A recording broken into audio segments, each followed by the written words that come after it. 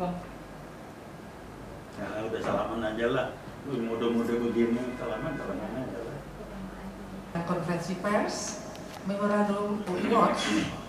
Terima kasih atas kehadiran teman-teman wartawan, juga Bapak Ibu hadirin dalam acara ini, dan tentu saja berada di Sofian Hotel, Jut Mutia, Senin 23 November 2020. Marilah pertemuan siang hari ini kita buka dengan bacaan basmalah.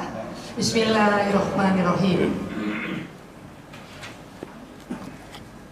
Hadirin juga teman-teman wartawan, siaran pers UI Watch ini diadakan atas temuan dan kajian dari isi atau materi serta proses penyusunan Undang-Undang Cipta Kerja.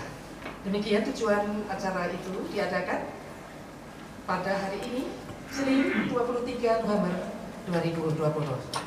Hadirin dan teman-teman wartawan, marilah kita ikuti Mas Heru Purwanto dalam Memorandum UI Watch. Dipersilakan Mas Heru.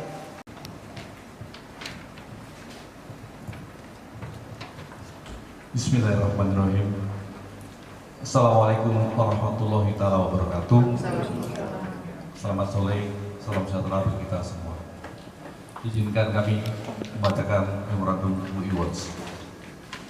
Memorandum ini disampaikan untuk mendukung dan memperkuat pernyataan sikap dari guru besar, akademisi, dan pimpinan dari 67 perguruan tinggi Indonesia, pengurus pusat Muhammadiyah, pengurus besar Nahdlatul Ulama, Pusat Studi Hukum Tata Negara, Fakultas Hukum Universitas Indonesia, dan Komnas HAM, serta berbagai elemen masyarakat yang menolak Undang-Undang Nomor 11 Tahun 2020 tentang Cipta Kerja.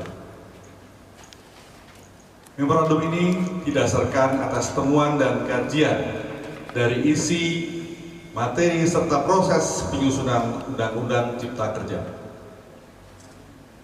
Kami yang bertanda tangan di bawah ini, dengan memperhatikan cara, proses, dan prosedur pembuatan peraturan perundang-undangan yang berkaitan dengan Undang-Undang Nomor 11 Tahun 2020, dan dengan mempelajari, mengkaji, serta mendalami serta secara seksama isi dan ketentuan pasal undang-undang tersebut yang telah ditandatangani dan disahkan oleh Presiden pada tanggal 2 November 2020 yang lalu, serta memperhatikan reaksi, tanggapan, dan dampak sosial politik dan kepastian hukum serta ketertiban dan keamanan masyarakat bangsa, UI Watch merasa perlu mengeluarkan memorandum dengan menyatakan hal-hal sebagai berikut. Pertama, pertimbangan. 1.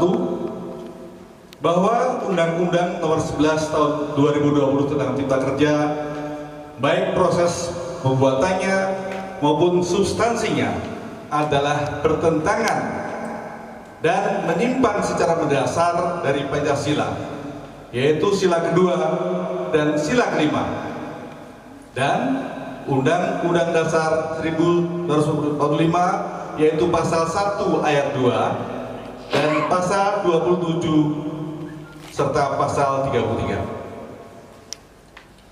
Pertimbangan yang kedua, bahwa penyimpangan tersebut dilakukan secara terencana, terstruktur, dan sistematis oleh Presiden dan DPR, dapat dikategorikan sebagai upaya dengan niat dan rencana jahat untuk menerabas ketentuan-ketentuan peraturan perundang-undangan yang masih berlaku dengan melakukan perubahan, penghilangan, dan penghapusan berbagai pasal dalam 79 undang-undang lainnya, yang menggantinya dengan menyisipkan pasal-pasal baru sehingga menimbulkan peluang bagi pelanggaran-pelanggaran konstitusional yang lebih lanjut. Pertimbangan yang ketiga, bahwa ternyata rencana dan niat tersebut secara gamblang telah diuji coba terlebih dahulu oleh Presiden dan DPR dengan dilakukannya perubahan atas Undang-Undang Nomor 12 Tahun 2011 melalui Undang-Undang Nomor 15 Tahun 2019 yang ditandatangani oleh Presiden pada tanggal 2 Oktober 2019, yaitu 1 hari setelah anggota DPR dilantik. Sehingga dengan perubahan ini memungkinkan Presiden melakukan intervensi dan kontrol terhadap proses legislasi. Yang keempat, bahwa selama proses pembahasan Undang-Undang Nomor 11 Tahun 2020 tersebut, baik Presiden maupun pihak DPR tidak secara transparan mengajak masyarakat dan elemen publik untuk berpartisipasi secara kognitif dalam menanggapi dan atau mengkritisi rancangan undang-undang tersebut. Padahal transparansi dan keterbukaan merupakan salah satu asas yang harus dipenuhi sesuai dengan sistem dan mekanisme proses pembuatan peraturan perundang-undangan yang ada dan masih berlaku.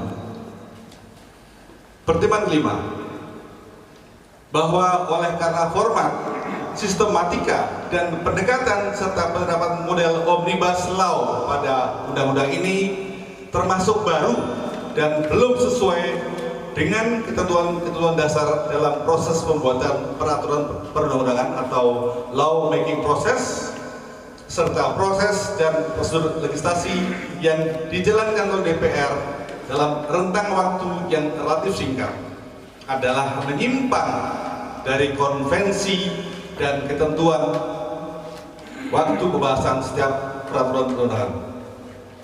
Kita tahu bahwa seharusnya sebelum omnibus law diterapkan perlu dilakukan atau dijalankan terlebih dahulu pengujian publik sehingga produk baru undang-undang tersebut dapat dipertanggungjawabkan secara yuridis formal dan tidak melanggar asas kehati-hatian atau prudent. Pertimbangan keenam, bahwa dengan disahkan undang-undang tersebut oleh Presiden di tengah-tengah protes dan tuntutan serta penolakan elemen publik dan warga masyarakat pada umumnya telah menunjukkan secara gamblang cara-cara, pendekatan dan sikap serta reaksi Presiden RI yang acuh dan abai atas berbagai pelanggaran yang diperbuatnya bersama DPR yang dapat membawa serta menimbulkan komplikasi yang merusak dan mengacaukan tatanan hukum nasional. Akibat-akibat ini tentunya bisa dikategorikan sebagai pelanggaran-pelanggaran berat dan serius yang dilakukan oleh Presiden dan DPR. Meskipun ada kemungkinan dibatalkannya undang-undang tersebut oleh MK dan atau MA di kemudian hari, hal itu tidaklah menghapus perbuatan dari pelanggaran-pelanggaran berat tersebut. UIWATS menyampaikan usul dan rekomendasi sebagai berikut.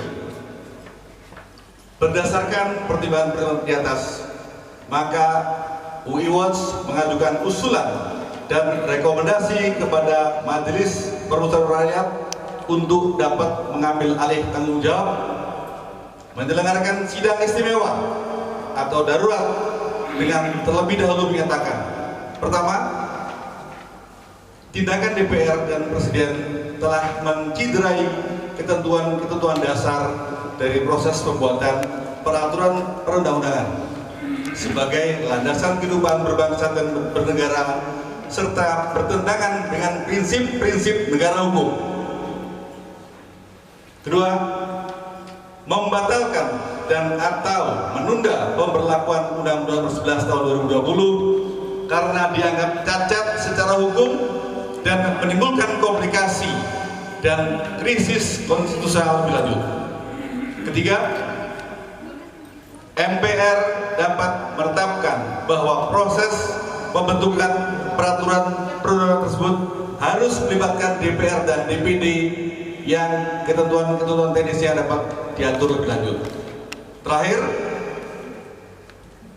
dalam situasi akibat kekacauan hukum, maka Majelis Permusyawaratan Rakyat harus dikembalikan sebagai lembaga tertinggi negara.